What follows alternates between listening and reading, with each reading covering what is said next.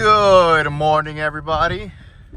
Good morning for some of you, and maybe not for some of you. 11:52 a.m. I just got off another HBOT session, HBOT, the hyperbaric chamber. I had a really long night of sleep. I fell asleep like at 8:30 last night. Woke up at 5 o'clock, did my normal thing, and then I went back to sleep at 6:45, and I slept another 2 hours. So I slept like 10 hours last night. I feel fucking phenomenal. I just feel absolutely great. And I went straight into a sales meeting that went way longer than expected. Then I came to this 90-minute session of the hyperbaric chamber, and I was literally working in there for the last 90 minutes. That's what I love about it. So I could either I don't feel like I'm really wasting time. Like I'll either take a nap or I'll actually be working in there. Like I'll meditate in there, I'll read, I'll answer a whole bunch of emails and messages. I'm limited to what I can do, but I can get a lot done. So it was perfect. So I just worked for the past hour and a half in there. Man, there is a time and a moment where you sometimes just have to sleep. Like honestly, for me, I don't think I've ever shared this with you guys, but I used to sleep like 6 to 7 hours for the most part for like the last several years, and that eventually caught up to me heavily. Like I started feeling very, very just exhausted mentally to the point where I couldn't really perform at work. I had to like really get my health down on point, and I eventually started doing 7 hours of sleep, 7.5 hours of sleep. But it got to a point where like I had to like really go up to 8 hours. And so these last, I would say 4 to 6 months, I've been really prioritizing getting 8 hours of sleep. And I've gotten to a point now where I don't even think that's enough either. And some of you are probably gonna be like, oh, it's because the more you sleep, the more you want to sleep, and you don't really need sleep. Like if you have caffeine, like there's all kinds of theories out there of people, right? Like it's all in your head. If you have enough caffeine, if you really know what you want, you don't need to sleep. Some people say they only need 6 hours of sleep, etc. Look, we're all different.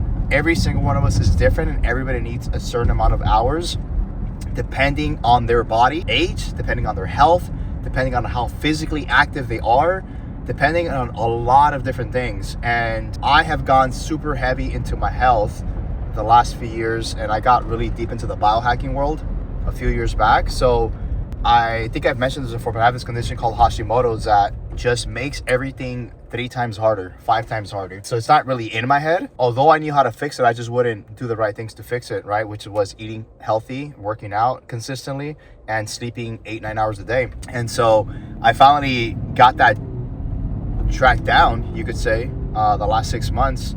And even though I'm sleeping 8 hours a day, I've realized that it's still not quite enough for me. And I think the average person it would be, but keep this in mind. I am currently running almost 30 miles a week right now and lifting twice a week. So I literally work out almost every single day. 30 miles a week, not a little bit, right? I know people out there that are running 50, 70 miles a week, 100 miles a week, but that's a whole different conversation. 30 miles is still a lot, like it's a lot. And that's very taxing on the body. And then secondly, because of the condition that I have of Hashimoto's, my body does not recover as fast as most people's body, right? Because my body and people who have Hashimoto's or some type of autoimmune condition, your body gets stressed way easier than the average person. And the recovery cycle time from somebody who has Hashimoto's is significantly slower than a normal person. Imagine, right? I'm pretty much running performing like an athlete, I would say. I had a friend who used to tell me all the time, like, dude, but you're not an athlete. Like, you don't need to sleep 10 hours a day. And I was like, but I am. Like, I am an athlete. Like, I'm an entrepreneur trying to make, 10 million a year while simultaneously training for a sub 4-hour marathon, while simultaneously losing body fat, while simultaneously gaining weight. Like, that's an athlete. Like, that is literally the physical and mental performance of an athlete. And on top of that is having Hashimoto's. And even with all that, even with like me knowing, like I still wasn't doing it, right? So long story short, I trusted myself. I've been really pushing more and more my sleep. So yesterday I slept 10 hours. I feel like Superman right now, honestly. Like I could probably go run a marathon right now. Like that's how good mentally I feel. And yeah, so here we are now. I'm on my way back to home. I still haven't had breakfast. It's pretty much 12 p.m. now. And I'm going to have some breakfast, and I'll see you guys in a bit. All right, guys. Here's breakfast and lunch. This might look kind of funny, but I'm telling you, it's bomb. You got 8 ounces of chicken right here, some cheese, and then, of course, my favorite tortilla chips, masa. You guys got to try these. Like, they're like super, super clean, healthy. Where are the ingredients at? All right here. It's literally just organic white corn and then cooked in grass-fed beef tallow and sea salt. That's pretty much it. And then of course, my favorite shake, I think I showed you guys this one last time, chocolate, brownie, super healthy, berry, dragon fruit, goat milk smoothie. Man, it's the best. It literally tastes like a milkshake and it's super, super healthy. A lot of times people ask me like, why do I always eat the same things all the time and why am I so cautious of like type of foods that I'm eating? So I told you guys about the Hashimoto's condition that I have. I've done extensive amounts of blood work. I've worked with multiple different doctors, even regular doctors, but I stopped seeing regular doctors many years ago because they just could not figure it out. And honestly, I don't think they had any idea what they were doing when it came to like what I had. Like all they wanted to do was give me medication, give me something called levothyroxine. So levothyroxine is thyroid medication for people who have hypothyroidism. So hypothyroidism is basically somebody whose thyroid does not perform at the optimal level that it should, right? So meaning I don't release as much hormone for my body as the normal thyroid would. Levothyroxine basically stimulates that, but it's really just a band-aid if you think about it, right? So it stimulates your body and your thyroid to do what it's supposed to do, but it's only doing it because of the medication, not because your body naturally does it. So I never wanted to take the medication because clearly there was an underlying issue. And I knew deep down inside, like my intuition told me, if I just take this medication, 10, 20, 30 years down the line, I'm gonna continue doing the same habits that I have, never fixing the actual root cause, and I'll end up dying of cancer at 50 years old. Like, I know that's a little extreme, but that's literally like what I told myself. Like, that I highly believe that most people who die at a young age or have some type of disease, it's because they had an underlying issue from the beginning and they didn't fix it. They just ignored it. And so I would say I was lucky enough or aware enough to like catch that and be like, there has to be a different way. So I worked with multiple different, what were they called? Eastern medicine doctors or natural health path doctors that basically focus on all kinds of different things. I've taken dozens of different types of tests, from regular blood work to specific types of blood work of, just thyroid panels, testosterone panels, everything panels. I've taken stool samples, multiple different kinds. I've taken saliva samples, blood samples at home. I've taken food allergy exams. I've taken I've taken all kinds of different things to the point where like I've been able to pinpoint like what types of foods. You guys have probably heard of a company called Viome. So Viome is a company that basically takes stool samples. So I've used them multiple times and I've used other companies as well. Long story short, I came to a pretty strong conclusion with these different doctors that I've worked with is like what are the foods and what are the supplements that will actually help me perform at an optimal level. And so every single person in the world has different things, right? And different things in terms of like what foods and supplements will help you perform at an optimal level because we're all different. Some of us have some variation that are very similar, depending on their blood work, depending if we're male or female, depending on our age, depending on how active we are, depending on if we have an underlying issue, depending if we've, messed up our gut. There's obviously all kinds of things, but you can kind of get a gauge, and that's what they usually say, like, hey, the most important things is sleep 8 hours a day and eat organic clean. Like those are the two most important things, and maybe working out after that. And if you can at least do those three, the other ones will kind of work itself out. And so that's why I eat the way I eat. I eat very basic, you could say. Like I haven't ate at a restaurant and gotten anything that I want in a menu in probably over a year. And so like I dabbled and tried some things, but like just to kind of taste it, right? So when I mean like actually chosen something, I mean like choosing that menu because it tastes really good and it looks really good. Like a full meal option is what I mean, right? It's been like, honestly, it's been way more than a year. So usually I always get the same stuff.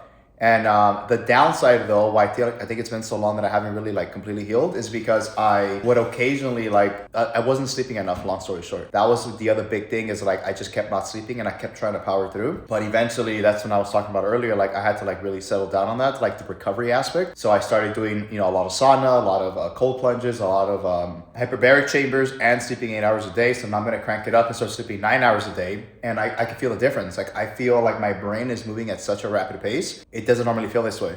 And I think this is normally how our brains should function. At least I think mine should. I'm going to finish having this breakfast, lunch, and then I'm going to show you guys some of the blood work that I've taken, just so you can kind of get an idea of all the things that I've tracked. What's going on, guys? So I told you I was going to share with you all my data for the last several years. This is just part of my data and some of the different doctors that I've worked with. So as you can see, I've been testing myself and doing all kinds of different things to optimize myself since I got 2018 right here. It's probably the oldest data. 2019, 2018, 2016. I think this was the first time when I found out I had something called Hashimoto's, which is an autoimmune condition, which usually means you have something called hypothyroidism. At the time when I measured this, I had an 8.32. Your TSH, which is basically your thyroid, how much hormones your thyroid gland is producing. So this should really be somewhere between this. And if anything, I think it's supposed to be lower than 4.5. It should be like between 0.4 to like 2.5. So when it's really high, it means your thyroid is basically not performing optimally. And you can see right here, this is when I was 27. It was like 10, almost 10 years ago. And this has fluctuated for me every single time. So like if I go through the years, like it's ranged as high as like 10.37, 6.31. Let me see another one, 6.58. So I've been measuring a lot of this stuff, more specifically like my thyroid panel, which is all these different things right here, my T3 total, my antibodies, like this is really too high. So this is usually signs of somebody who has Hashimoto's. And the other thing that it's correlated with it is your cortisol levels. So right here, my cortisol levels don't seem too high, but usually when your cortisol levels are really high, that's what basically gives you the brain fog. So if you guys ever experienced something like brain fog where you just feel like you can't think or your body aches, it's all inflammation. So when we are high in inflammation, your body produces more cortisol, and it produces more cortisol. That's where your body then blocks the T3 release. So the T3 release, which is this right here, the T3 then converts to T4. Actually, no, it's the opposite. Your T4, which is what your body produces, then converts to T3. The T3 is what gives you the energy. So it gives you the energy, the high mental output of cognition, like when you're just performing at an optimal level. So when your T3 is low, that means your body is not converting T4 to T3. You're just not making enough T4 to convert to T3. So it's usually like one or the other. For me, is that my body's not converting the T4 to the T3. And that's really because of the high cortisol, high stress, inflammation, all that. So I had like really bad gut issues for like a decade. So I don't know if you guys know this, but like I was really, really overweight. So I'm going to try and drop some pictures here just so you can see what I used to look like. But I was like really overweight. Like I used to be 250, 270 pounds. And then around 2018, 2017, I got all the way down to like 160. I was like shredded, lean, crazy. I didn't really fix my condition. Like I temporarily did because I was eating very clean and sleeping and just focusing on my health a lot. But then I went back to my old habits, right? That's what I talk about, habits all the time. So if your habits aren't on point, you're just going to go back to the same way you were being. So like you could do something for a short period of time, but what really matters is when you do things a long period of time. And I'm talking about 6 months, a year, multiple years down, because anybody can do something at a high level for a short period of time, right? So I was overweight most of my life. And then in that period of like 2016 to 2018, I got super lean. And then I went back to my old habits, got big again. And I'll drop some pictures right here. This is what I looked like in just last year. And then I got lean again, started building my new habits, been tracking my blood work because of all the high stress that I've had from either personal things going on. Like for example, I don't know if I mentioned this to you guys, but I was going through a divorce last year, still finishing up a divorce right now. Focusing on business, taking up a lot of my time, wasn't going the way I wanted it. Health was just out of place, was not sleeping enough, was not working out, was still eating like garbage, honestly, wasn't eating really well. And then second half of last year, I just said like, you know what, this is going to be the number one thing. At least for me, and I probably recommend this to everybody, like the number one thing I think as an entrepreneur that you have to do, and it's really for everybody, is your health. Health comes above everything. I would say that's the first thing that comes for me right after God. Like if my health is not on point, there's no way that I'm going to be on point with my partner, with my kids, with my business, with myself. I kept putting it on the back burner. And then I finally just said like, you know what, I need to like really, get down to this. Yeah. So I wasn't converting enough. So then as you've continued looking, even through the years, like I just could not get it under control. Like it just kept being high. So year after year, this one was December 2018. Look at my TSH level was 23 and a half. I don't think if you guys understand this, but this is pretty much like if I was dying. Like this is like not good. Like the highest, which is already like out of range, is 4.5. I had a 23. I felt like an absolute zombie. And so through the years, I just kept trying to do what I had to do, but I just, honestly, I just couldn't get it down, 16.5. And the funny thing is that almost all my other biomarkers, overall, like I've been pretty healthy. Like the doctors always tell me, like, you're pretty healthy. Like everything seems fine, but it's just my thyroid panels. My thyroid was just completely out of whack. Again, this is 2020, still the same thing. High antibodies, not enough T3. I had a decent T4. Like T4 is not the issue, but it wasn't converting to the T3. I finally, got my stuff together, you could say. So I worked with this company, and this is when I really got down to the T of like what my issues. If you look at all this, like overall was pretty decent. Like it wasn't really anything, but it's this insulin part, the bun, the TSH, even my free testosterone was a little low. But my free testosterone was low because of the TSH. Like it's all correlated. Like this high stress drops your testosterone levels. Again, if I go through where's my testosterone? Yeah, I have an average testosterone 678. It's like decent. Is anything? It's not bad, but ideally, I think for men you can easily hit 900s of thousands if everything's on point. And so my free testosterone was 11.5. That should really be like in the at least 20s. And basically, like your testosterone could be super high. But if you don't have a free testosterone, is what actually gives you the energy and the strength. And the same thing, this was also getting affected because of the TSH levels, because my body was like so stressed. We noticed here my TSH stood at a 6.0. So it was better, but still not good enough. So recently I did a couple more. Then I had a 5.4 a couple months ago, 7.97, still not necessarily good. I did that. And then I was working with this other doctor recently. I'll look for it, but this is basically what I was referring to. So some of the other exams that I did was a microbiome exam. So this basically what measures if you have any pathogens that are basically affecting, like, bad bacteria, in other words, bad organisms that shouldn't be in your body. So I've taken so many different of these tests, and this basically just tells you all that, obviously, like, everybody should be on the green side. So it wasn't entirely bad. Like, there was definitely some things that can be better. And that's where I was like, again, still stressed, because I was like, dude, like, for the most part, like, I'm good. Like, it's not terrible. And that's what the doctors kept telling me. So it's really just like my gut issues. Yeah, I think this was one of the final ones that I did. This is the one I was looking for. For the most part, again, like, what's really this is why it's super important that you work with the right doctors. Like, I've been knowing that I had like a digestion issue, a gut issue, in other words. And if you notice right here, so like this basically measured multiple different factors of inflammation, digestion, inflammation, dysbiosis, metabolic imbalance, infection.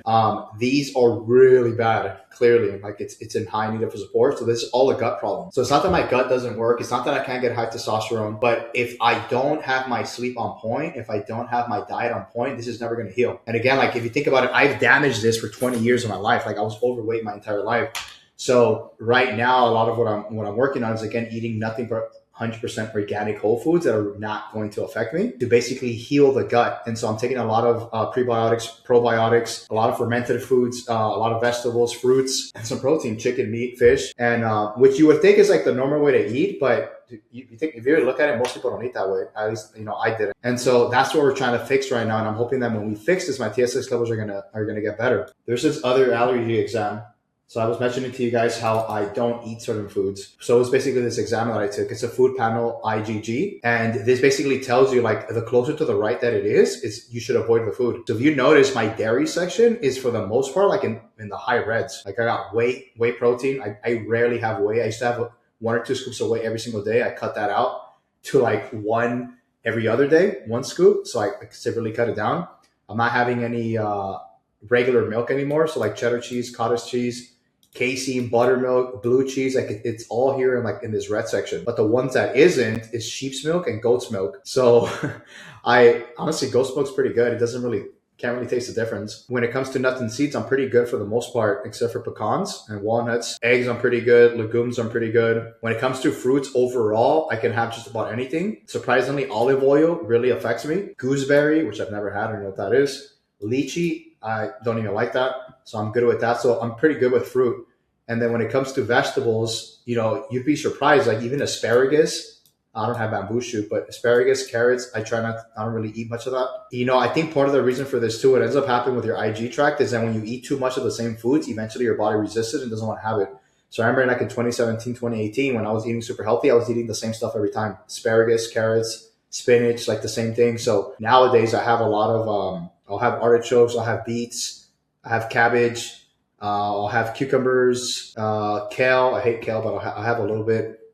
And spinach, sweet potatoes for sure, squash, onions. When it comes to the fruits, for the most part, fruits are pretty good, as you can see. Miscellaneous stuff. I don't really have a lot of stuff. I don't really have sesame seeds, sunflower seeds. I try not to have so many nuts. Usually the nuts that I have are more so just like pistachios or coconut or cashews Brazil nuts. I have a lot of that. And that's why I have those like masa chips that I tell you guys about, because it's, if I have any other tortilla chips, like I'm Mexican. So if I go to a Mexican restaurant or any restaurant that have tortilla chips, like it'll heavily affect me. So I just don't have it. Yeah, those don't really affect me, honestly. So that's why I track my food on point. And again, like this is why I talk about this all the time. Like I also track this, my whoop score.